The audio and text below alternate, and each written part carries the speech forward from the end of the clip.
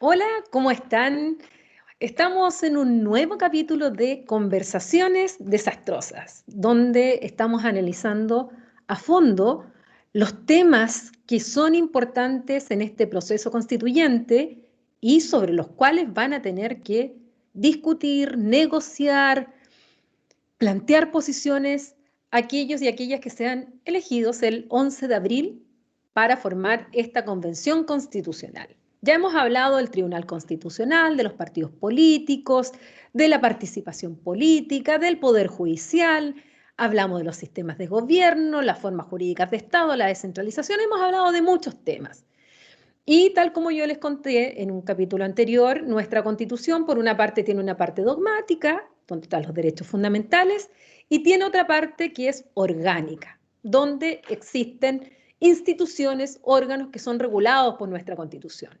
Y hoy día vamos a hablar de la Contraloría General de la República y qué mejor que hablarlo con un gran especialista que es Luis Cordero, es doctor en Derecho de la Universidad de Chile, a quien le agradezco muchísimo que esté hoy día conmigo para compartir sus conocimientos y explicarle a quienes nos escuchan sobre este importante órgano y base de la institucionalidad de nuestro país. Gracias, Luis, por estar hoy día con nosotros en Conversaciones Desastrosas. Muchas gracias por la invitación. Me siento honrado. Qué bueno que poder por fin conocerte, porque yo te leo y te escucho mucho, pero no habíamos conversado directamente y hoy día lo estamos haciendo justamente para que la gente entienda qué es la Contraloría, porque a lo mejor conocen mucho a Contralorito, que ahora ya Contralorito no está, pero ahora vamos a hablar de la Contraloría General de la República y vamos a partir por lo más básico. ¿Qué es la Contraloría? ¿Qué función cumple? ¿Cómo está integrada? ¿Por qué es importante tener una Contraloría en el orden institucional en Chile? A ver, yo partiría por lo siguiente. Partiría con una afirmación que luego voy a tratar de explicar, ¿no? La primera, la afirmación sería: la Contraloría es el órgano de control más relevante del sistema institucional chileno y no existe otra en otros países del mundo equivalente a la chilena, en el fondo, ¿no? Para decirlo en términos sencillos, no es posible comparar la Contraloría General de la República Chilena con otras en el derecho comparado. Y voy a tratar de explicar por qué, en el fondo. Si uno tuviera que definir qué hace la Contraloría, bueno, la Contraloría es un órgano constitucional, ya vamos a explicar por qué terminó siendo un órgano constitucional, que tiene tres grandes atribuciones, si uno tuviera que resumirlas. La primera está a cargo de la fiscalización de los fondos públicos, ¿no? La segunda es que está a cargo del control de legalidad, es decir, que la administración y sus funcionarios respeten la Constitución y la ley. Y la tercera está a cargo de que los funcionarios públicos cumplan adecuadamente su función y en particular garantizar el cumplimiento de las normas de probidad. La Contraloría nace en el año 1927. Y esto es bien relevante porque hace casi un siglo nosotros teníamos una tensión institucional similar a la que podríamos estar viviendo hoy. Vamos, dependiendo de los profesores que lo explique más o menos, uno va a tener una explicación, no sé si completamente convergente, pero al menos hay muchas similitudes. A finales del siglo XIX y principios del siglo XX nosotros teníamos una cierta crisis del presidencialismo, entre otras cosas por la Guerra Civil de 1891. Y entre 1891 y 1925 nosotros tuvimos muchísima tensión institucional. Los gobiernos vivieron la práctica parlamentaria, que probablemente ya la han conversado en otro momento. Y en consecuencia, cuando Alessandri asume con la necesidad de reformar el sistema institucional, viene la crisis del 25 y la forma de solucionar esto, la forma de plantear esto, bueno, dictemos una nueva constitución, más bien reformemos la constitución del 33 y el eje central ahí tiene que ver con darle estabilidad al sistema presidencial, en otros, distinguir los roles del Congreso del presidente de la República. El proyecto constitucional del 25 es un proyecto incompleto por muchos motivos, ¿no? Esto es una de las preocupaciones que de hecho debieron tener los constituyentes. Las constituciones son siempre incompletas, siempre tienen que resolver problemas después el Congreso, el sistema democrático, incluso las prácticas institucionales. Y entonces, lo que buscaba la Constitución del 25 era perfeccionar el presidencialismo y sobre todo profesionalizar la administración pública. Yo voy a referirme a esos temas, en realidad. Y además tenía una pretensión descentralizadora muy importante. Esa pretensión de descentralización, por cierto, se vio frustrada. La ley que debía dictar el Congreso nunca se dictó, de hecho. ¿Esos son los tribunales Y en el, contenciosos administrativos a lo que te estás y la refiriendo? creación de los tribunales, claro. No, nosotros teníamos varias cosas, pero a principios del 25 teníamos que resolver el rol del presidente para no tener estos vaivenes con el Congreso, y entonces se crea un sistema presidencial muy vertical. Está la conciencia de tener un sistema de solución de controversia entre los particulares y el Estado, entonces está esta idea de lo contencioso administrativo, es decir, tribunales especiales para resolver estos asuntos, que la Constitución deja encomendada a la ley. Esa ley nunca se dictó. Entonces, una de las grandes controversias del siglo XX es cómo se resolvían los conflictos entre los particulares y el Estado. Ya podemos hablar de eso, y ahí la Contraloría cumple un rol relevante. Estaba la creación del régimen de descentralización, de hecho que se lo encomendaba a la ley, mandataba posibilidades de transferencia de competencia, leyes que nunca se dictaron. De hecho, el proyecto del 25 es muy innovador por eso, pero eso es un proyecto que queda frustrado. Y fíjate que en materia de error judicial, la Constitución del 25 también tenía una regla, pero mandataba su regulación a la ley que tampoco nunca se dictó. Entonces, la Constitución del 25 es por muchas razones un proyecto constitucional incompleto. Entonces, en lo que queda del siglo XX hasta antes del golpe, lo que fue haciendo la Constitución del 25, que fue instalando o apropiándose institucionalmente hasta que decantó, ¿no? Eso a la reforma de los 70 y el 71, pero ¿por qué importa? Porque nosotros tuvimos la Constitución del 25 y nosotros tenemos una crisis de gobiernos muy inestables, de gobiernos de facto en ese periodo, y por eso el sistema institucional chileno se tiende a normalizar recién en el 32. Entonces aparece, entre medio de esto, un personaje que es Carlos Ibáñez, y ya de los 20 venía una comisión asesora de la Universidad de Princeton que viajó por toda la costa del Pacífico, asesorando a los gobiernos de América Latina para poder fortalecer la institucionalidad en materia de finanzas públicas. Esa comisión es conocida como la Comisión Kemmerer y llega a Chile, ¿no? Y cuando llega a Chile, la Comisión Kemmerer contribuye en muchas cosas, al Banco Central, a la Superintendencia de Banco, a la reestructuración a propósito de la autoridad de impuestos, en materia de aduana, y señala que es necesario, ¿no?, crear una institución con el propósito de controlar razonablemente bien los fondos públicos. Entre otras cosas, la crisis del 25 se debía al patronazgo del empleo público, a casos de corrupción muy complejos que teníamos en ese periodo y a un clientelismo muy fuerte.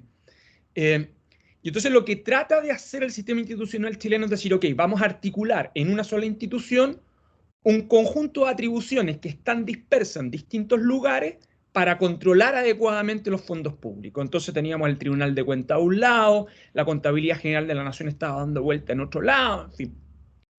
¿Y cuál es el propósito entonces para eso? Crear la Contraloría General de la República. Si me permite una lectura, fíjate cómo comienza el decreto 400 bis, que el 27 crea la Contraloría. Dice que la desorganización que existe en la fiscalización de los ingresos nacionales y en la inversión de los dineros fiscales ha producido una situación que ha causado verdadera alarma pública por los desgraciados y pavorosos sucesos y defraudaciones en la recaudación e inversión de los fondos públicos descubiertas en diversos servicios, ¿no? Oye, ¿qué diría ahora? ¿Qué diría bueno, ahora? Diría lo mismo en el fondo, ¿no? Como la primera enseñanza, los problemas públicos son recurrentes, ¿no? Y esta idea de que yo los voy a resolver, porque las dinámicas institucionales se dan de modo permanente y por eso son tan relevantes las instituciones, porque son las instituciones las que te permiten articular una arquitectura para generar decisiones consistentes en el largo plazo. Y hay una particularidad de la Contraloría chilena. Fíjate que se toma esta decisión y entonces se lleva la fiscalización de los fondos públicos a la Contraloría el juzgamiento de las cuentas, es decir, el régimen de responsabilidad personal de los funcionarios públicos, ya voy a explicar ahí en qué consiste, se va a la Contraloría. Para que tengamos una sola contabilidad general de la nación, el responsable de las normas contables y de la contabilidad general de la nación es la Contraloría. Y hay una institución que no está en las Contralorías en el derecho comparado. Y que en el caso chileno operaba en una institución muy antigua que se llamaba toma de razón, que por lo pronto todo el mundo ha escuchado, pero que operaba fundamentalmente para aquellos actos administrativos que irrogaban gastos, un mecanismo de control preventivo. Pero la crisis en Chile en la década de los 20 era tan grande que en el fondo lo que hace la creación de la Contraloría es decir, no, sabe que no solo vamos a controlar preventivamente los actos administrativos que irrogan gastos, lo que vamos a controlar preventivamente son todos los actos administrativos. ¿Para qué? Para que los funcionarios de la administración pública, ¿no?, emitan sus actos respetando la Constitución y la ley. Y eso es revolucionario. Es revolucionario porque a partir de ese momento, en una sola mano va a estar el control de los fondos públicos, el control de legalidad preventivo de todas las decisiones de la administración y además el control de los funcionarios. ¿Por qué? Porque cuando se crea la Contraloría además se crea bajo la siguiente idea: mis decisiones, las que yo tomo, son la única que tendrán validez de jurisprudencia al interior de la administración. Para el público que no es abogado, el único precedente que usted puede citar al interior de la administración. Y es obligatoria, dirá, para todos los abogados del Estado. Entonces, desde entonces, la Contraloría lo que hace es tomar todas estas atribuciones y cuando mira un organismo administrativo, mira la inversión de los fondos públicos, mira el desempeño, el cumplimiento de las obligaciones funcionarias y mira el cumplimiento de la legalidad y la constitucionalidad de las decisiones administrativas. Para decirlo en simple, es más importante para un funcionario del Estado lo que diga la Contraloría que lo que diga un juez, por el efecto sistémico que tiene. Su decisión, cuando interpreta en un caso concreto, tiene efectos generales para la administración. Entonces, ese rol que comienza a jugar ahí la Contraloría es muy determinante y hay un momento que es clave, que es más o menos el modelo que nosotros tenemos hasta el día de hoy. Ese momento clave es el año 1943. Se reforma la Constitución. El Congreso llega a un acuerdo con el Ejecutivo para decir, ¿sabe qué? Bueno, hemos instalado con cierta regularidad la Constitución del 25, pero de nuevo, que teníamos muchísimas iniciativas parlamentarias que rogaban gastos, y entonces el Congreso con el Ejecutivo toman el siguiente acuerdo. Vamos a hacer lo siguiente. La iniciativa en materia de gasto va a quedar en manos del presidente de la República, ¿no? Y de ahí viene o sea, el pacto del 43 es el pacto de la iniciativa exclusiva del presidente, de gasto en materia del presidente. ¿Por qué? Por una razón muy simple, porque él está a cargo de la inversión de los fondos públicos. Por lo tanto, es lógico, dirá el pacto del 43, que entonces los gastos también las iniciativas de gasto estén asociadas ahí. Pero un momento, dice, ese acuerdo dice, ¿sabe qué? Pero por lo mismo es necesario controlar el presidencialismo. Y lo que hace el pacto del 43 es que esa institución que se había creado el 27, que se llama Contraloría General de la República, se lleva a la Constitución. Es la primera institución que no es un poder del Estado, o sea, que no es el Ejecutivo, que no es el Judicial y que no es el Legislativo, que queda en la Constitución. Y esto es revolucionario porque los primeros, cuando uno mira ese acuerdo del 43, las primeras explicaciones, ¿no?, de los viejos profesores de Derecho Público, de Silva Sima, etcétera, nace el cuarto poder. El cuarto poder contralor. Y el Congreso toma deliberadamente la decisión de que es el medio para controlar el presidencialismo. Y desde entonces, el presidente de la República no puede firmar un reglamento sin el trámite de toma de razón. Entonces, ¿eso qué lleva? Por cierto, lleva a que la Contraloría comience a apropiarse de su autonomía. Prácticamente de ahí en adelante hasta hoy, todos los contralores han tenido conflictos con el Ejecutivo. Prácticamente todos los presidentes de la República han tenido problemas con la Contraloría, siempre. incluyendo la dictadura. Pinochet también los tuvo, en el fondo, ¿no? Y ya podría comentar yo por qué, en el fondo. Entonces, lo que comienza a suceder con la Contraloría a partir del 43, luego hay una remoción, de hecho, el único Contralor destituido lo hace el 45, y en ese momento la Contraloría toma esta distancia y dice, ok, yo soy un poder autónomo del Estado, controlo la administración pública desde el presidente de la República y toda la administración pública que depende de él, y por lo tanto voy a ejercer mis poderes con completa autonomía. Claro, la Contraloría para muchos es una institución poco sexy en el fondo, pero es la que le ha dado un régimen de estabilidad institucional a todo el régimen de administración pública chilena. No es posible entender la administración pública chilena y su fortaleza institucional sin el rol de la Contraloría, ¿no? Esto es para lo bueno, que yo creo que hay mucho, pero también para lo malo, ¿no? Porque en el fondo tiende a uniformar a la administración pública y a mirarla como una entidad bien homogénea, en el fondo. Y ese más o menos son los orígenes de la Contraloría. Por eso, cuando uno lo explica en clase, uno dice, mire, la Contraloría es única, grande y nuestra, ¿no? Para no hacerle publicidad a una cerveza, ¿no? Pero eso es única, grande y nuestra. No hay otra en el mundo equivalente a esta acá. En el derecho comparado están los tribunales de cuentas, se llaman todas estas instituciones autoridades superiores de fiscalización, pero esencialmente están asociadas a fiscalización de fondos públicos y auditoría. Y Contraloría tiene eso y más, el control de legalidad y la facultad de interpretar la ley que utilizan los organismos administrativos con efecto de precedente general y obligatorio. Por eso un dictamen de la Contraloría tiene a ratos el impacto y la fortaleza que podría tener una decisión del Congreso en el fondo, porque su alcance es general. Y eso hace que el sistema institucional esté configurado del modo en que lo está. La ley orgánica de la Contraloría se dicta poco tiempo después. La ley más o menos está vigente desde ese momento hasta hoy, con muy pocas modificaciones. La Constitución del 80 respetó el pacto del 43. La diferencia es que le creó un capítulo específico a la Constitución. Y la única reforma que hemos tenido relevante es la del 2005, que cambia el periodo del Contralor. Antes el Contralor duraba hasta los 75 años de edad, por lo tanto la mayoría de los Contralores provenían de la carrera.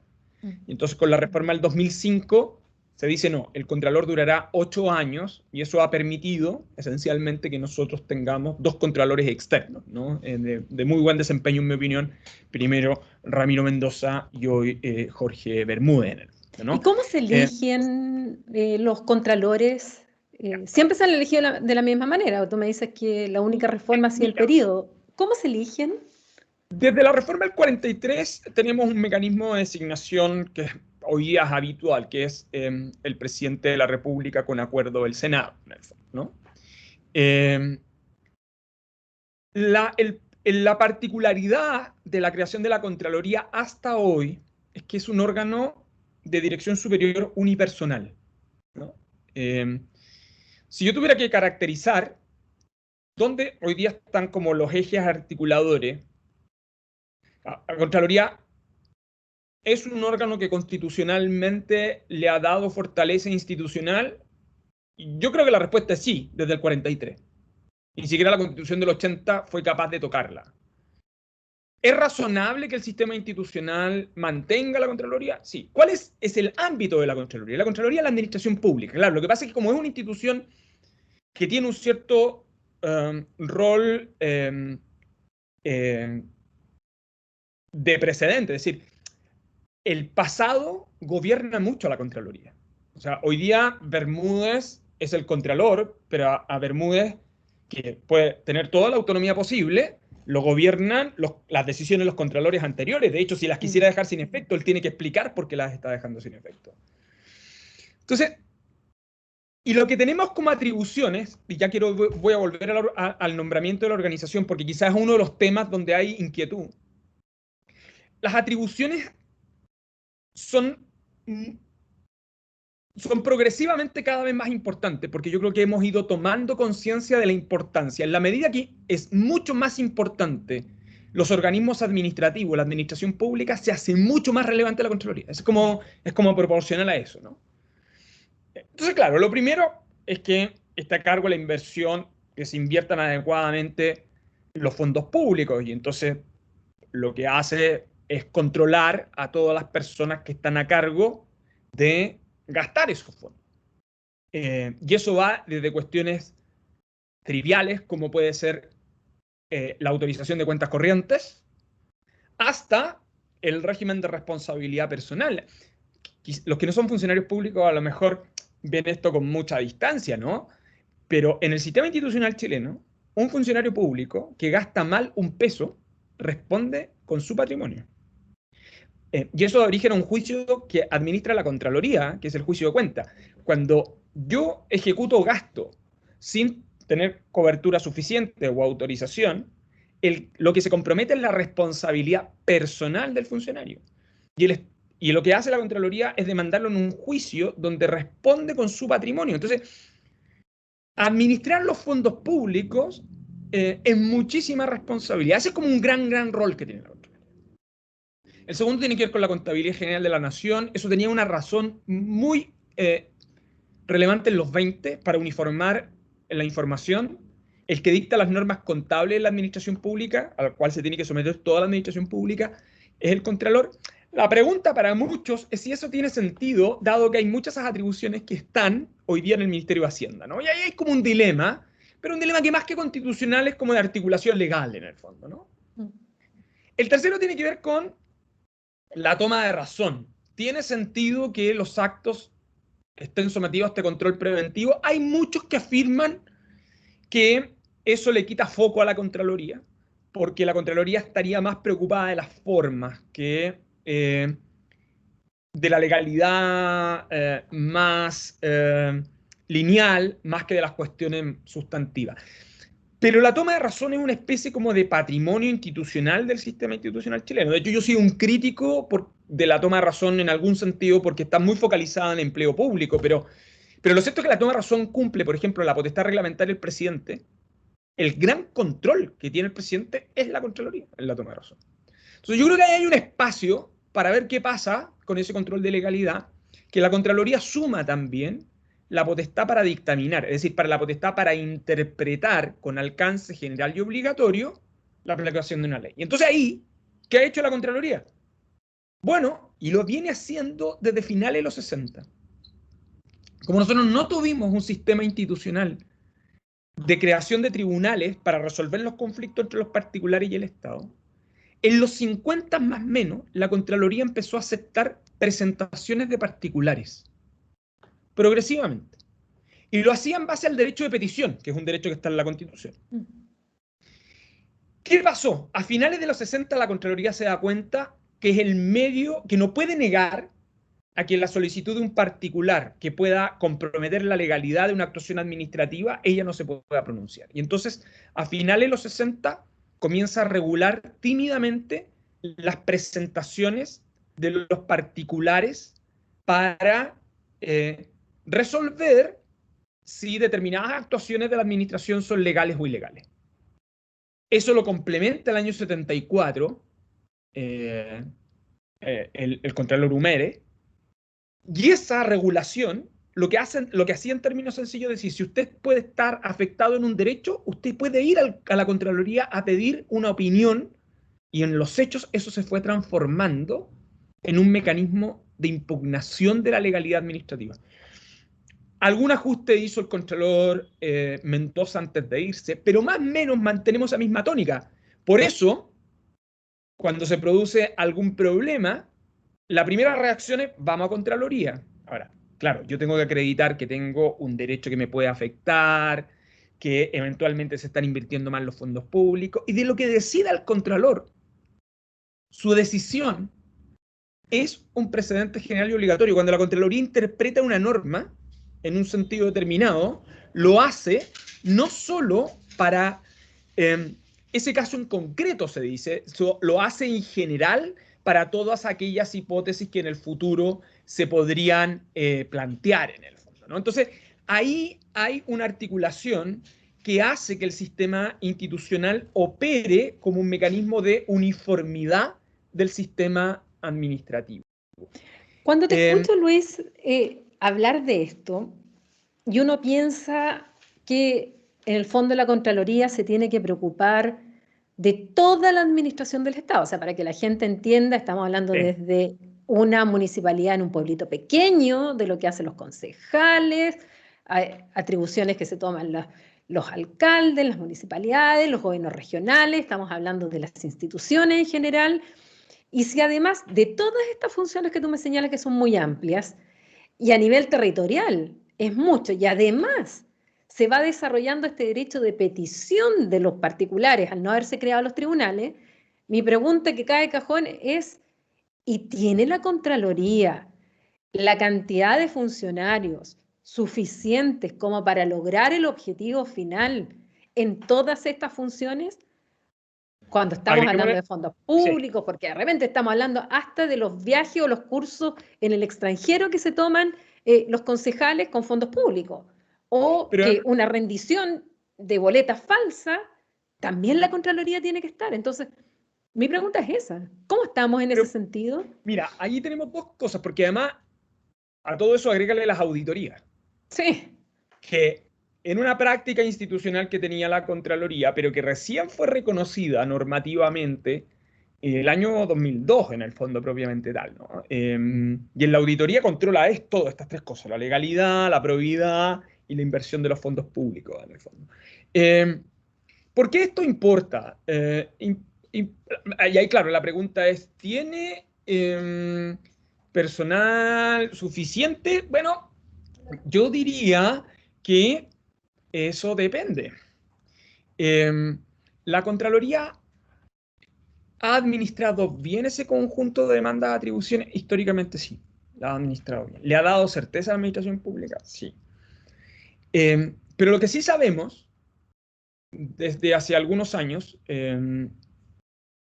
es que esa capacidad está limitada por los temas de información. Entonces, durante la administración en Mendoza, la Contraloría se sometió por primera vez a evaluación de pares y hay un informe de la OCDE para la Contraloría.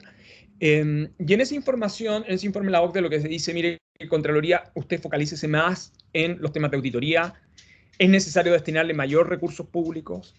Los viejos contralores lo que decían es, ojo, yo antes tenía autonomía presupuestaria, había un porcentaje del presupuesto que a mí me estaba garantizado, eso se acaba con el golpe, ¿no? De hecho, se eliminan las autonomías presupuestarias después de septiembre del 73.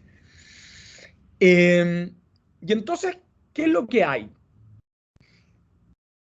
Lo que hay, y ya quiero cerrar tu pregunta, es que hace pocos años nosotros dictamos la ley de conflictos de interés y probidad administrativa, ¿no? Que viene a sustituir las regulaciones de probidad. Pero ahí se le entregó una atribución a la Contraloría, que es la de acceso a un conjunto de bases de datos para verificar las declaraciones de patrimonio e intereses que se realicen. Y por esa vía, esta actual administración de la Contraloría lo que ha ido haciendo es generando todas las condiciones para tener una gran base de datos para ir generando mecanismos de fiscalización y auditoría que sean estratégicos, en base a riesgo, que es más o menos la matriz clásica, y ha avanzado muchísimo en inteligencia artificial. De hecho, si ustedes ven las declaraciones de Contraloría estos días, del Contralor, durante las últimas semanas de enero, estaba anunciando este nuevo plan que probablemente va a ser lanzado a partir de marzo con mayor intensidad. Entonces, a este conjunto de demandas, la tecnología le ha ido entregando mejores herramientas. La ley de conflictos de interés le entregó esta atribución que yo creo que además coincide con la asunción de Bermúdez. Por lo tanto, a Bermúdez esencialmente le ha tocado implementar esta ley. Y yo creo que le está sacando todo el provecho posible, en el fondo, ¿no? Ahora, ¿cuál es el problema que esto genera? Que comenzamos a mirar que tenemos un gran universo de entidades sujetas a fiscalización. Claro, pero en la medida que tenemos información agregada podríamos generar mejores condiciones de fiscalización, que no todo tiene que estar en manos de la Contraloría, ¿no? Contraloría que que las unidades de control interno en la administración pública también debieran operar y que la Contraloría debiera supervisar. De hecho, es el modelo original de Contraloría. Pero también hay que decir que esto abre la gran interrogante, ¿no? Abre dos interrogantes. La primera es, ¿tiene sentido que todo esto esté en manos de una persona? Es decir, que sea el control, que todo esto que estamos hablando esté en manos de una sola persona, porque hay un dato adicional. Esto está en la ley, esto no está en la Constitución. Todos los funcionarios de Contraloría, salvo el subcontralor o subcontralora, todos los funcionarios de Contraloría son de exclusiva confianza del Contralor.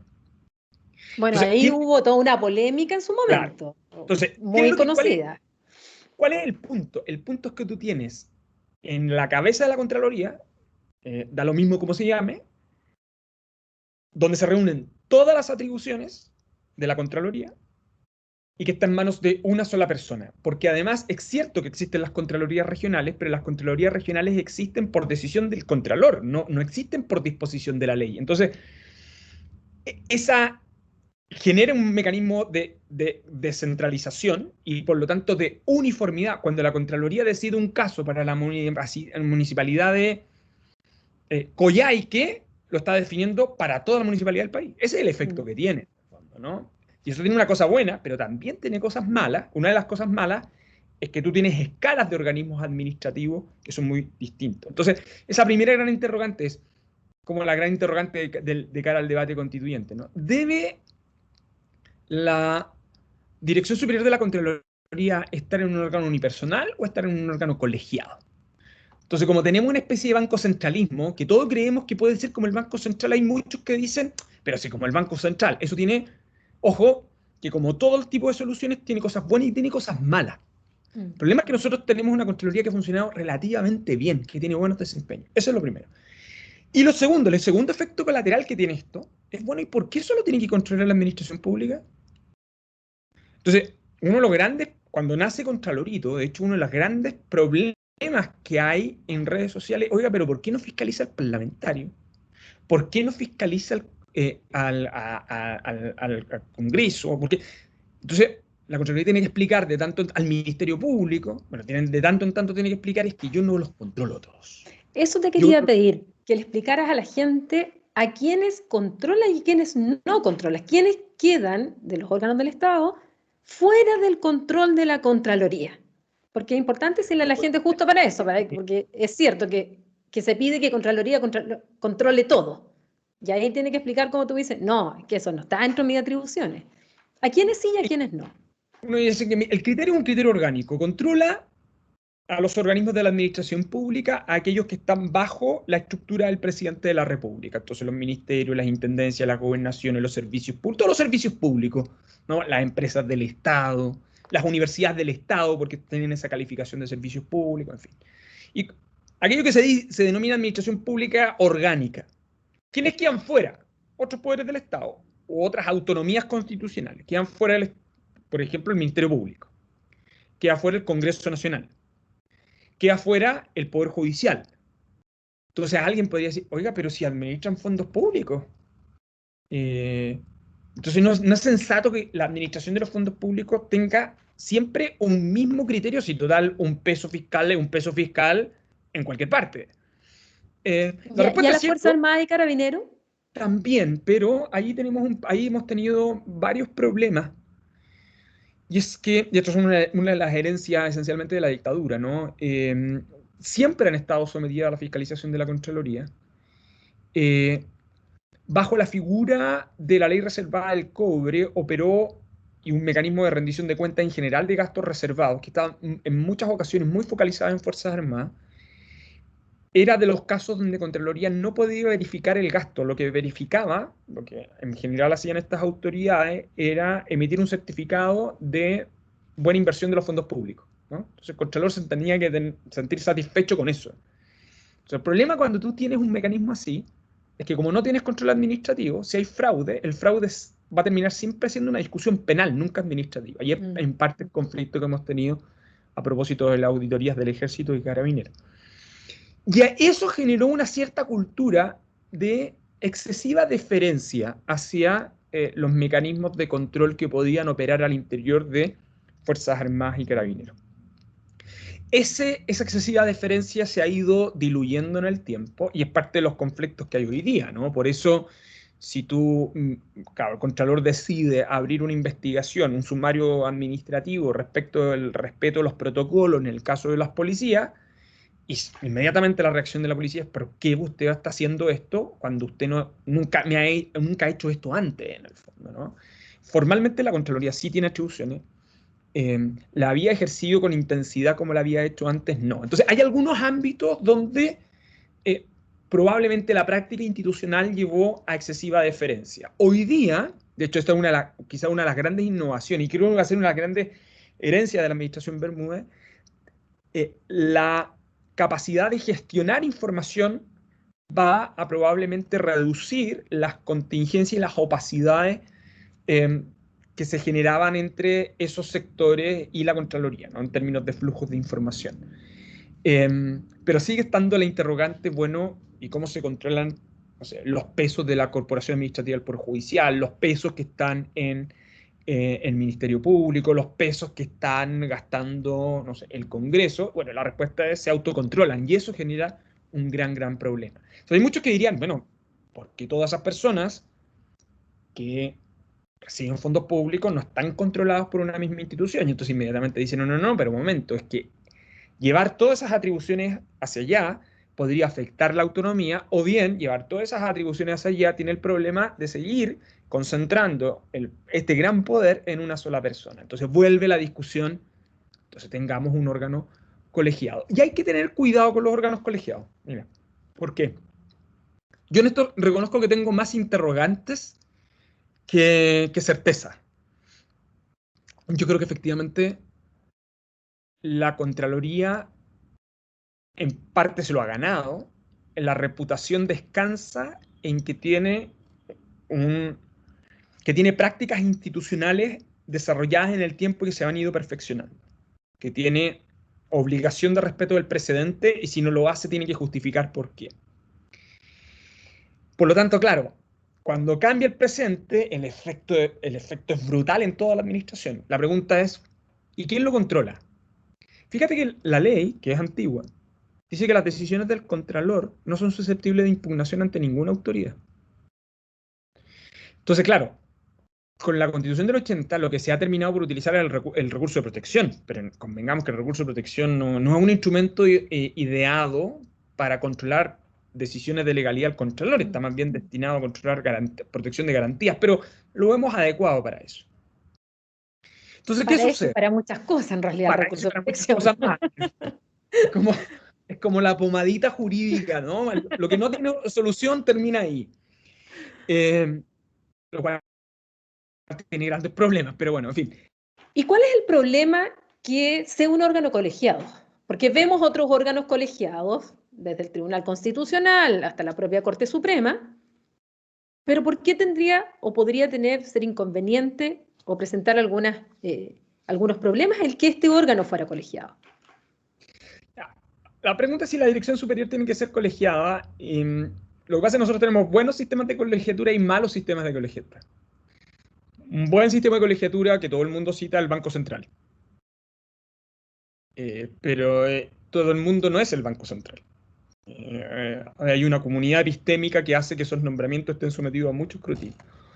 Un mal sistema de nombramiento, por su distracción, porque es muy heterogéneo y por lo tanto de origen a distintas calidades, es el del Tribunal Constitucional. Lo conversamos muchísimo en un capítulo con Tania Bush. Justamente criticamos la composición. Ella sabe mucho de eso. Entonces, ahí tenemos un problema. El problema de la Corte Suprema es que la solución que nosotros encontramos con la reforma del 97, yo creo que más o menos ha dado resultado, pero provoca esta sensación de que tú estás negociando cupos de alguien, ¿no? En las instituciones de control eso es particularmente delicado, porque cuando tú quieres una Contraloría autónoma, por lo tanto, sujeta a un estándar de ingratitud. O sea, yo no tengo que estar agradecido de quien me nombró. O sea, el estándar de la autonomía es el estándar de la ingratitud. Y eso es especialmente relevante cuando tú estás controlando el presidencialismo. Si tú estás controlando además a uno de los que te promovió en el fondo, ¿no? A la institución.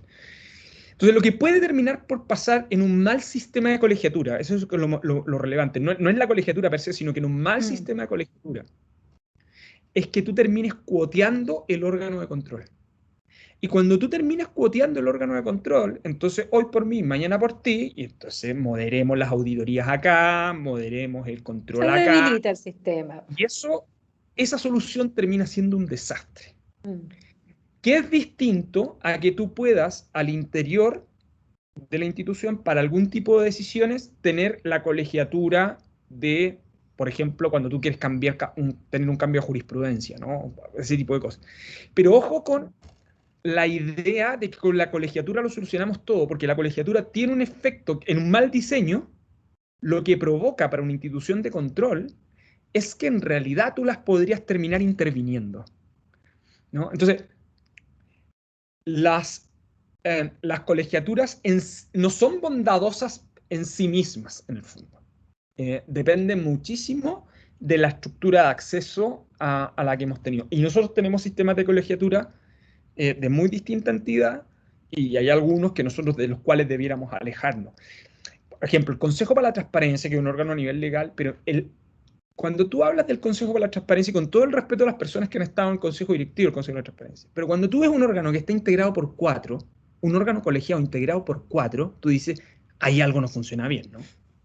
O sea, un órgano colegiado par es porque en rigor tú estabas distribuyendo los cargos de acuerdo a las coaliciones políticas que estaban vigentes al momento en que se aprueba esa ley.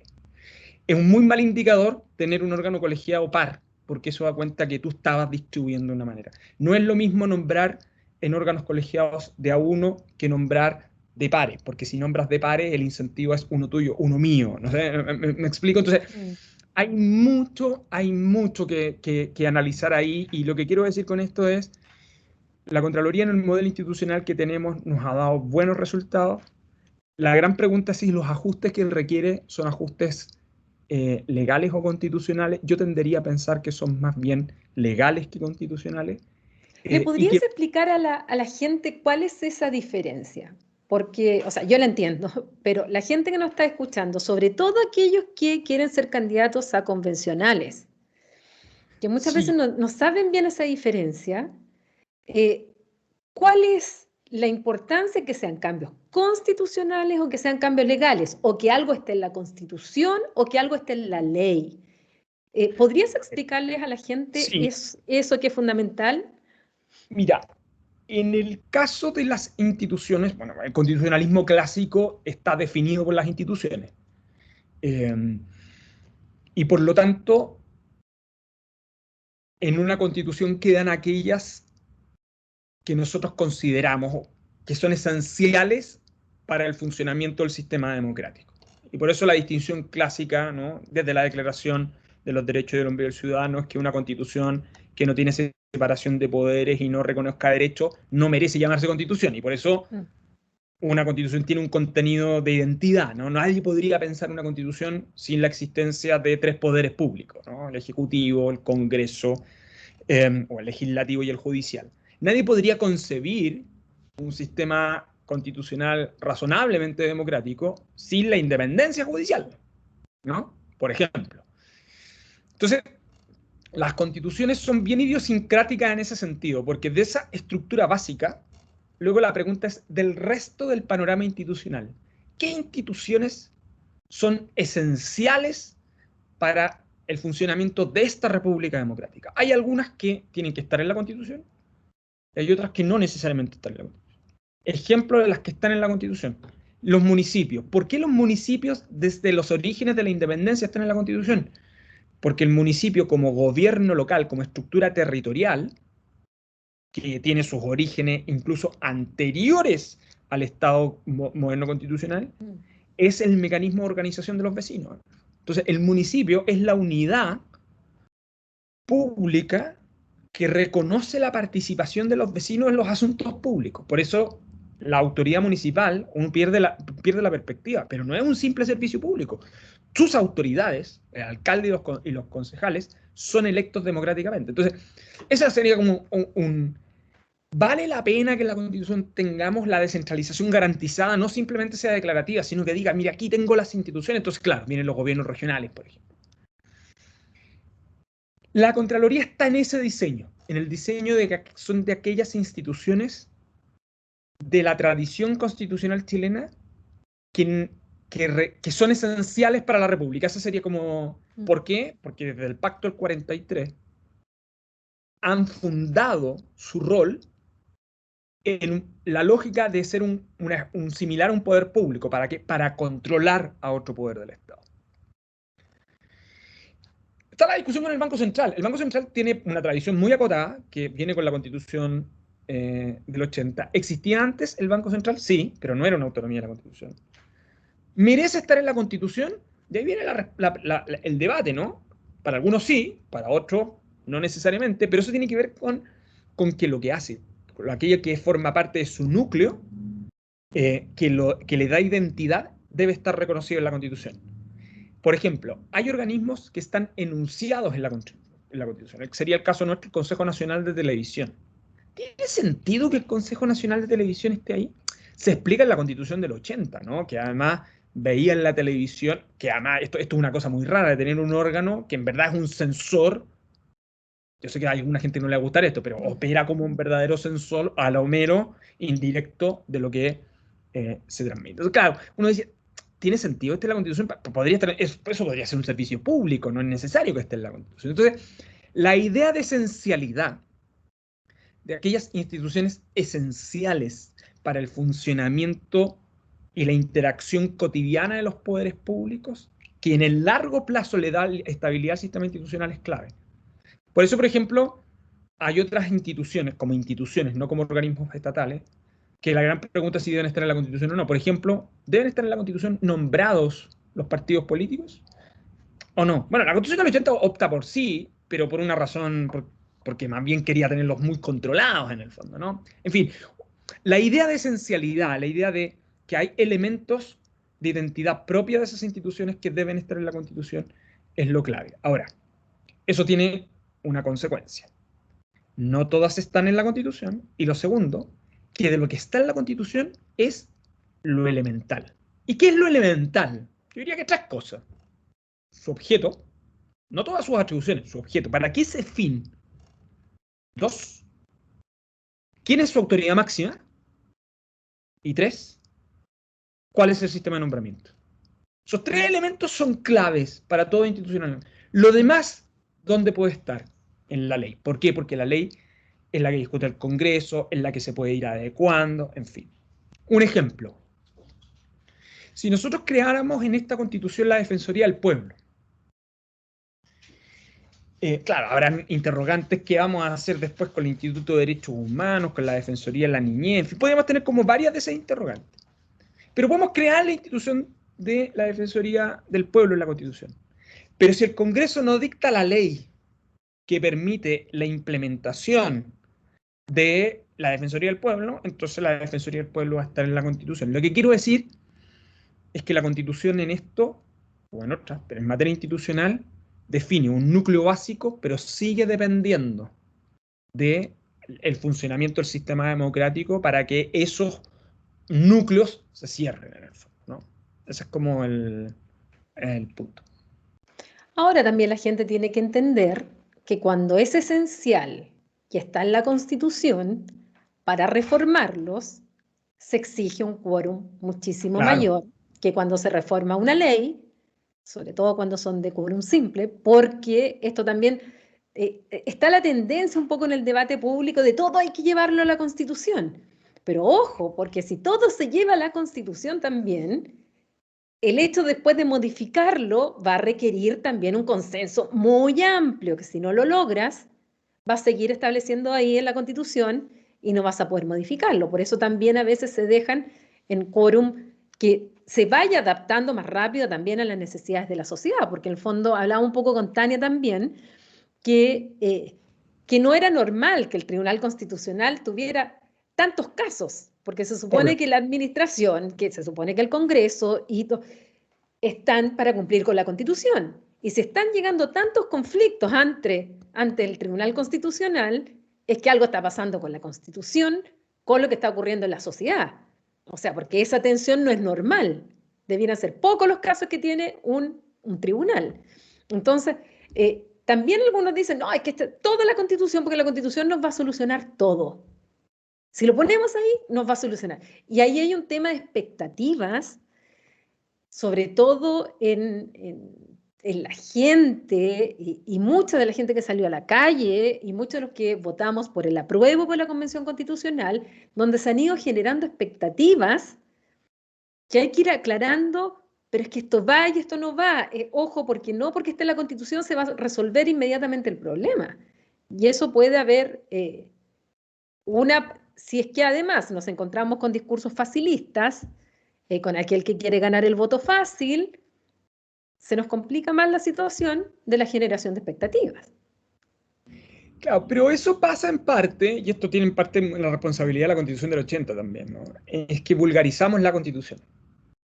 O sea, y por eso esta discusión si la Constitución debe ser norma mínima, ¿no? Esta idea de que son acuerdos básicos e indispensables, pero sometidas a un quórum alto, ¿no? Porque son las piedras angulares sobre las cuales construimos nuestra sociedad. Y por eso todo no está en la Constitución o todo no merece estar en la Constitución. ¿Cuál es el gran problema cuando uno vulgariza institucionalmente la Constitución? Bueno, uno de los efectos es que yo trato a la Constitución igual que una ley. Y como lo trato igual que una ley, entonces la verdad es que deja de perder esa esencialidad sobre la cual nosotros decimos, ok, ojo, para mover esta frontera el acuerdo tiene que ser muy significativo, ¿no?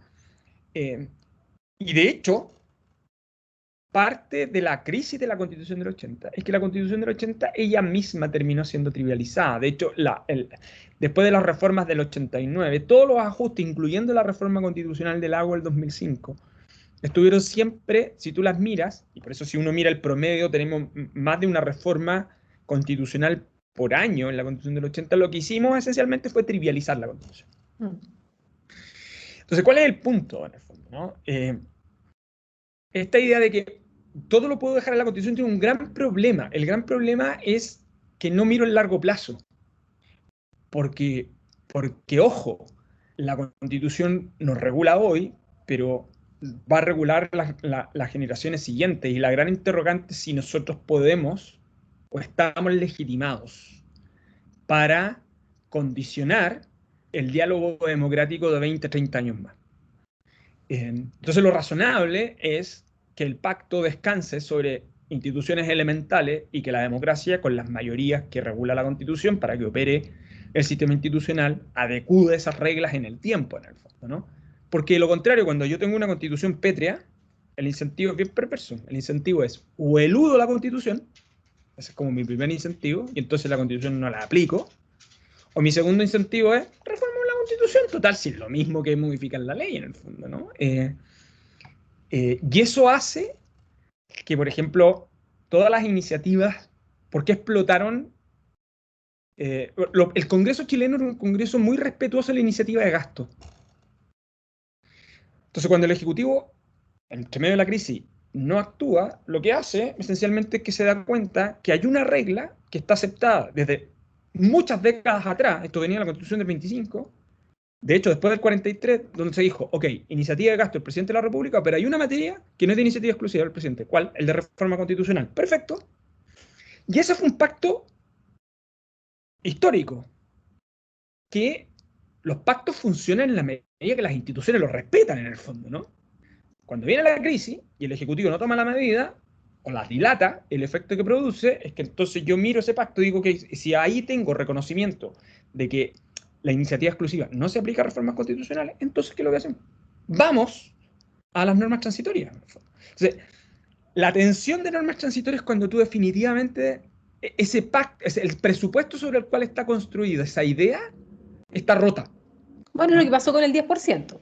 Claro, entonces, ¿qué es lo que quiero decir con esto? Y esto sería como mi otro mensaje, que en el caso de la Contraloría es muy significativo. La Contraloría no le debe su autonomía ni su importancia a la Constitución del 80. Se lo debe al Pacto del 43, bajo la Constitución del 25. Y esto es un gran problema, una línea que tiene este debate y que tiene mucho de la academia nuestra, y particularmente nuestra generación, que es implícitamente creer, y esto es como, que este país se funda con la Constitución del 80. Como que para atrás no hay tradición constitucional, como que las instituciones nacieron espontáneamente de la Constitución del 80. Y eso yo creo que es parte, creo que es una gran torpeza, en el fondo. Porque los hilos conductores están en las prácticas institucionales que ocurrieron bajo la Constitución del 25, incluso algunas que son anteriores. Entonces, yo pienso en el caso de la Contraloría, siempre voy al 43, porque 43 explica la Contraloría hoy día, la Contraloría hoy día no la explica la Constitución del 80. O sea, yo de hecho podría enseñar en clase de Derecho Administrativo la toma de razón y la Contraloría sin hablar de la Constitución del 80. O sea, esa es la potencia que tiene la tradición constitucional, y eso también es la potencia en el contexto de poner a las instituciones en movimiento, en el fondo, ¿no? Porque las instituciones no solo son su texto, sino que también son sus prácticas institucionales, en el fondo, ¿no? Y ahí yo creo que hay un aspecto que descubrir, o del cual no dejar de tener en consideración cuando uno debate sobre instituciones en la Constitución. Para terminar, Luis, si tú tuvieras que darle un consejo a aquellas 155 personas que van a tener la gran labor, histórica labor, de redactar el texto constitucional, de ponerse de acuerdo, porque esto va a ser una negociación entre personas que opinan diametralmente distinto para ir buscando consensos en cada una de las distintas áreas que va a ser esta Constitución. Desde el punto de vista no solo de la Contraloría, ¿qué consejos tú le darías a estas 155 personas que van a tener la responsabilidad otorgada por mandato popular de redactar esta nueva Constitución? Porque hay algunos que dicen, oye, la idea es que la Constitución dure 100 años. O sea, yo no estoy de acuerdo por lo que decías tú. O sea, 100 años, ¿cómo 100 años? Si la idea es que una Constitución no dure 100 años, sino que una Constitución se vaya adaptando, o sea redactada de tal manera que se vaya adaptando a la realidad. Porque pueden hablar de la Constitución de los Estados Unidos, pero no es un buen ejemplo, porque precisamente con las enmiendas se va adaptando. Entonces, ¿cuál es tu consejo a aquellas personas que van a ser elegidos, elegidas, o que ya están pensando en una campaña para ser elegidos o elegidas, respecto a su rol fundamental en esta convención constitucional? Yo creo que es tener conciencia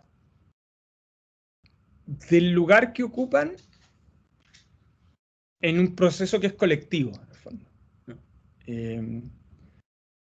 Esta no es mi Constitución, o del que la persona que está electa, es nuestra. La idea del nuestro es bien relevante.